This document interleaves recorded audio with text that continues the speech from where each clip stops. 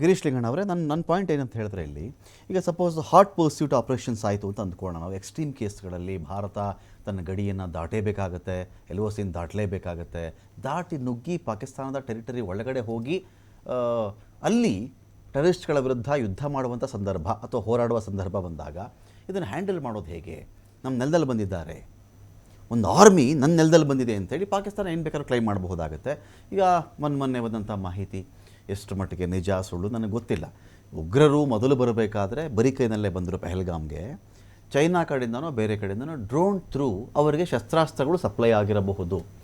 ಯಾರೋ AK-47 ಹಿಡ್ಕೊಂಡೆ ನಿಮಗೆ Pahalgam entry ಆಗ್ತಿದ್ರೆ ಯಾರು ಬೇಕಾದ್ರೂ ಐಡೆಂಟಿಫೈ ಮಾಡಿಬಿಡ್ತಾರೆ. ಇವ್ನು ಯಾರೋ ಇಲ್ಲಿ ಬರ್ತಿದ್ದಾನೆ, ಯಾರು ಏನು ಕತೆ ಅಂತ ಕೇಳೇ ಬಿಡ್ತಾರೆ. ಡ್ರೋನ್ ಮೂಲಕ ಸಪ್ಲೈ ಆದರೆ ಇಂಡಿಯಾ ಆಪ್ರೇಷನ್ಸ್ ಮಾಡಬೇಕಾದ್ರೆ ಏನೇನು ಅಂಶಗಳಲ್ಲಿ ಇಂಪಾರ್ಟೆಂಟ್ ಆಗುತ್ತೆ?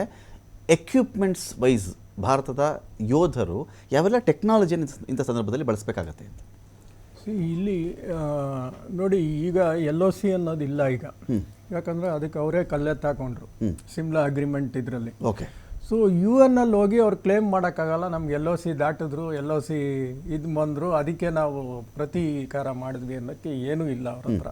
ಬಿಕಾಸ್ ಅದಕ್ಕೆ ಉದ್ದಕ್ಕೂ ಗೋಡೆನೂ ಕಟ್ಸಿಲ್ಲ. ಬಟ್ ನಮ್ಮಲ್ಲಿ ಫೆನ್ಸಿಂಗ್ ಇದೆ, ಅವ್ರ ಬಾರ್ಡರ್ ಫೆನ್ಸಿಂಗ್ ಇದೆ. ಬಟ್ ಅದು ಏನಾಗ್ತಿದೆ ಫೆನ್ಸಿಂಗ್ ಅಂದರೆ ಐಸ್ ಎಲ್ಲ ಒಂದು 15 ಅಡಿ ಬಂದಾಗ ಬಾರ್ಡರ್ ಡ್ಯಾಮೇಜ್ಗಳಾಗ್ತಾ ಇದ್ದಾವೆ. So we have to make it more smarter system for the border fencing. So that progress is going on. But ನೀವು ಹೇಳೋ ಅಮ್ಯುನೇಷನ್ಸ್ ಏನು ಇಟ್ಕೊಂಡು ಹೋಗ್ತಾರೆ ಒಳಗಡೆ, ಇಟ್ ವೇರೀಸ್. ಮ್ಯಾನ್ ಪ್ಯಾಡ್ಗಳು ಇಟ್ಕೋಬೋದು,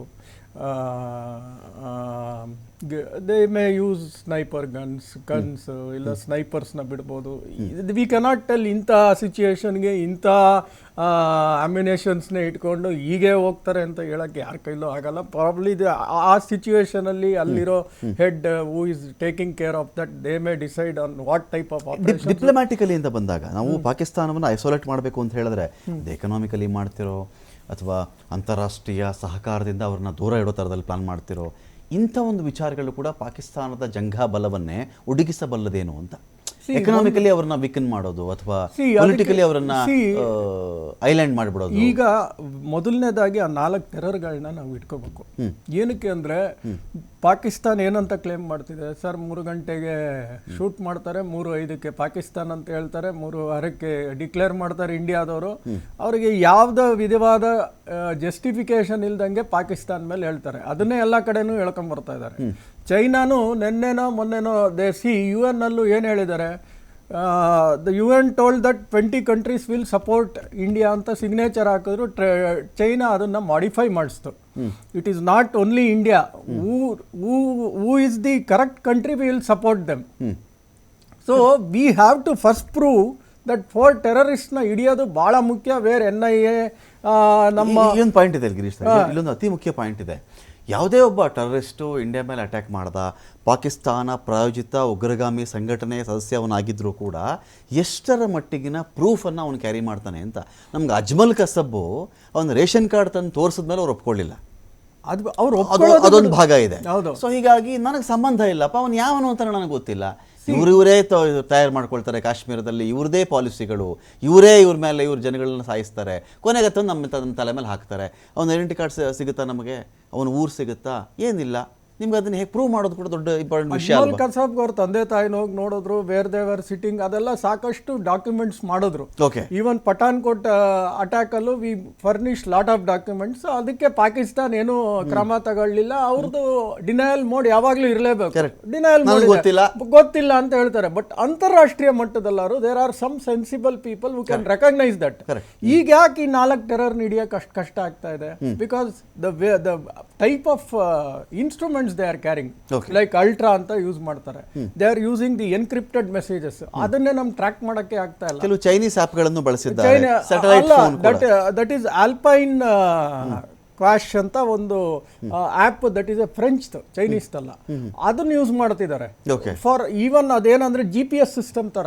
ಆ ಕಾಡೊಳಗೆ ಹೇಗೆ ಹೋಗ್ತಾ ಇದಾರೆ ಮೌಂಟನಸ್ ರೀಜನ್ ಅಲ್ಲಿ, they are using such type of GPS systems where we are unable to track such type of systems.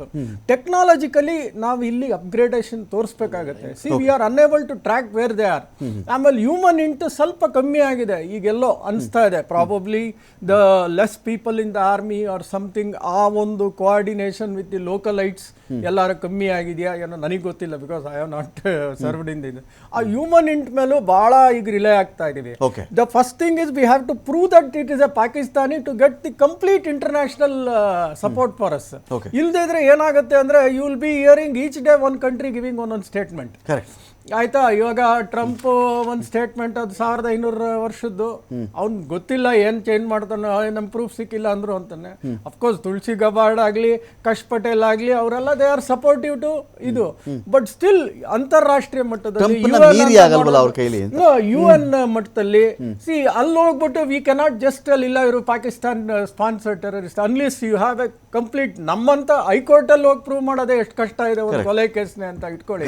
So ಈ ತರ ಸಿಚುಯೇಷನ್ಸ್ ಅಲ್ಲಿ first we have to take the international support.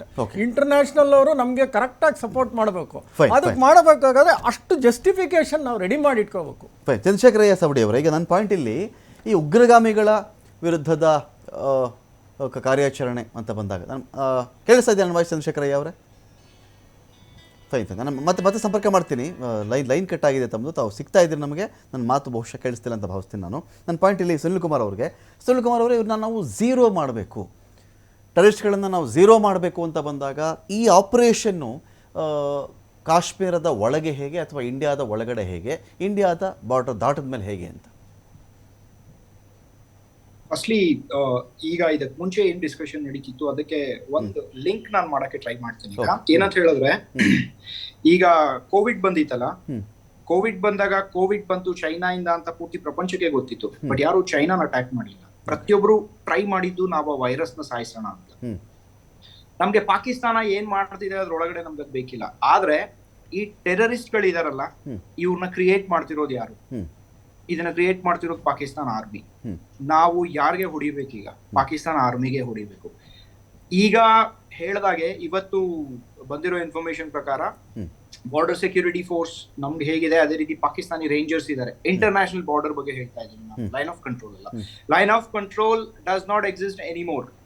Line of control is A done deal. ಯಾವತ್ತು Pakistan Shimla agreement ಇಂದ detach ಆಯ್ತು, ಆ ಮೂಮೆಂಟ್ಗೆ line of control ಸೆಂಬ್ಲೆನ್ಸ್ ಇಲ್ಲ. ಈಗ ನಾನು ಇಂಟರ್ನ್ಯಾಷನಲ್ ಬಾರ್ಡರ್ ಬಗ್ಗೆ ಮಾತಾಡಿದ್ರು ಅವ್ರು ಹಿಂದೆ ಹೋಗ್ಬಿಟ್ಟಿದ್ದಾರೆ, ಯಾಕಂದ್ರೆ ಅವ್ರಿಗೆ ಗೊತ್ತಿದೆ ಅಟ್ಯಾಕ್ ಇಮ್ಮಿನೆಂಟ್ ಅಂತ ಹೇಳಿ.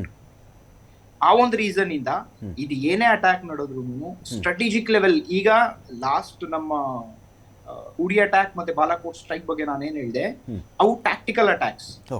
ಒಂದು ಸಣ್ಣ ಪಾಯಿಂಟ್ ಮೇಲೆ ನಾವೇನ್ ಅಟ್ಯಾಕ್ ಮಾಡ್ತೀವಿ, they are all tactical attacks.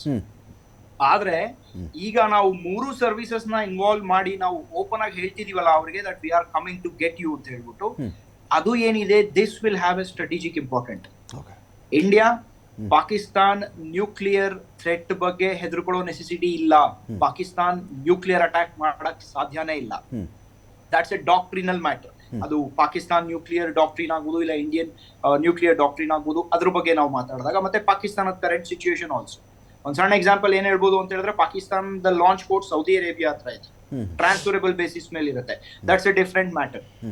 So ನಾವೀಗ ಬಾರ್ಡರ್ ದಾಟದ ಮೇಲೆ ಅಂತ ಹೇಳಿದ್ರೆ, ಇಂಟರ್ನ್ಯಾಷನಲ್ ಬಾರ್ಡರ್ ಯಾರಾದ್ರೂ ದಾಟಿದ್ರು ಅಂತ ಹೇಳಿದ್ರೆ that is a full fledged war. Because last 2 ಟೈಮಲ್ಲಿ ನಾವು ಇಂಟರ್ನ್ಯಾಷನಲ್ ಬಾರ್ಡರ್ ದಾಟಿರ್ಲಿಲ್ಲ, ಲೈನ್ ಆಫ್ ಕಂಟ್ರೋಲ್ ಕ್ರಾಸ್ ಮಾಡ್ಕೊಂಡು ಹೋಗಿದ್ವಿ, ಹೌದಲ್ವಾ? ಸೊ ಈಗ ನಾವೇನ್ ಮಾಡ್ತೀವಿ, ಈಗ ನಾವು ಆ ಬಾರ್ಡರ್ಸ್ ನ ಈಗ ಪ್ರಾಬಬ್ಲಿ ದಾಟುವಂತ ಸಮಯ ಕೂಡ ಬಂದಿದೆ. Attack Pakistan army GHQ Rawalpindi ಮೇಲೆ ಆಗ್ಬೇಕು.